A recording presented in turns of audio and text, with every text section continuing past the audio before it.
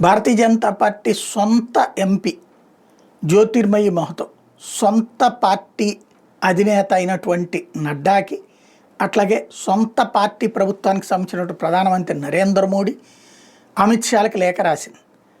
ఎలాగా ఇప్పుడు పరిస్థితి, ప్రజలు ప్రాణాలు అరచేత పెట్టుకుని పారిపోతున్నటువంటి పరిస్థితి ఉంది. ఇప్పటికీ సరిహద్దు ప్రాంతాలంతా కూడా గందరగోళంగా ఉన్నాయి. 9 జిల్లాల్లో గందరగోళంగా ఉంది. హిందువులు బ్రతకలేకపోతున్నారు. వాళ్ళకి సంబంధించినటువంటి పరిస్థితి ఏంటి? మీరు వాళ్ళకి ఆశ్రయం కల్పిస్తారా? వాళ్ళని బ్రతికేలా చూస్తారా? అట్లాగే ఈ దుర్మార్గాలు చేసే వాళ్ళని ఇప్పటికీ 140 మందిని అరెస్ట్ చేసాం, 200 మందిని అరెస్ట్ చేసామంటున్నారు. కానీ వాళ్ళతో పాటుగా ఇప్పుడు ఆ దుర్మార్గాలకు సహకరించినటువంటి వాళ్ళు వేల సంఖ్యలోనే ఉన్నారు. ఇప్పుడు అక్కడి నుంచి హిందువుల్ని తరిమివేస్తున్నటువంటి వాళ్ళ పరిస్థితి ఏంటి? వాళ్ళ నుండి రక్షణ కల్పించండి అని సొంత పార్టీ ఎంపీ లేఖ రాయాల్సిన పరిస్థితి వచ్చింది.